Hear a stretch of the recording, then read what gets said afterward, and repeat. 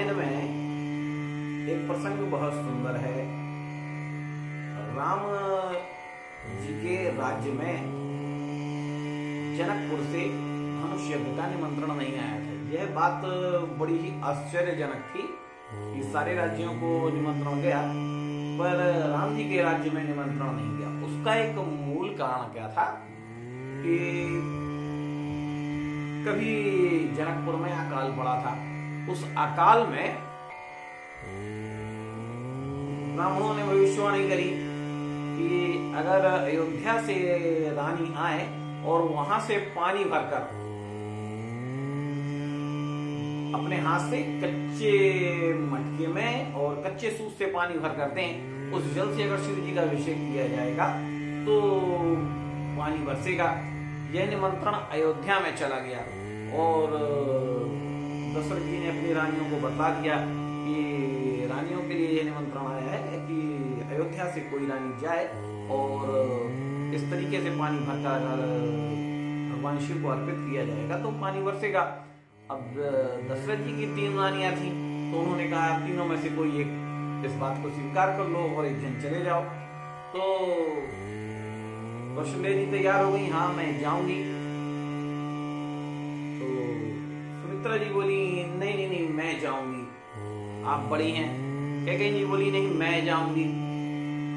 इन तीनों में आपस में झगड़ा हो रहा था। तो उनके यहाँ जो काम करने वाली थी, पानी भरने वाली थी, उसने कहा रानियां कभी पानी भरती हैं, पानी भरने का काम तो हमारा है, हम पानी भरेंगे।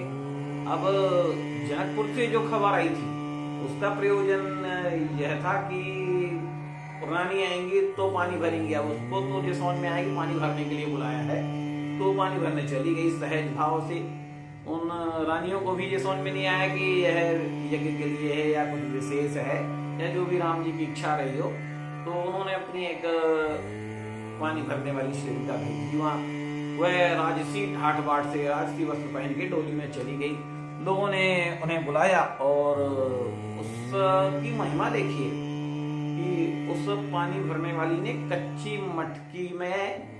मटकी के घड़े में कच्चे सूत से पानी भर भी दिया, निकाल भी दिया। न तो वह मटकी फूटी न वह धागा टूटा और पानी निकल आया।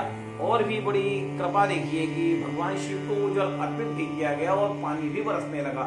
जब पानी बरसने लगा तो लोग रानी को प्रणाम करने के लिए उठे कि आपकी कृपा से पानी बरसने लगा है, आपका इतना तेज है, इतना तप है, इतना अध्ययन और भगवान की साधना है। तो वह पीछे हट गई, बोली नहीं नहीं मैं तो सेविका हूँ, मैं रानी नहीं हूँ। तो उन्होंने देखा, उससे पूछा तो बोले रानियां नहीं आई, मैं पानी भरने आ गई, पानी भरने का काम तो हम लोग का होता है। तो यह बात सुनकर जनकपुर वालों को बड़ा आश्चर्य हुआ कि इनके यहाँ की पानी भरने वाली सेविका भी इतनी प्रतापी है कि हमारे पूरे राज्य से ज्यादा इनमें तपबल है और इस तप के प्रभाव से यह पानी बरसने लगा। इसी घटना के कारण वहां पे निमंत्रण नहीं भेजा कि इनको फिर से धनुष तोड़ने के लिए भेजें और एक फिर किसी सेवक को भेजते हैं तो पता चले लड़की राजा की जगह किसी सेवक के यहाँ ही ब्याह जाए। तो इसमें सीखने लायक अपने लिए बहुत अच्छा है कि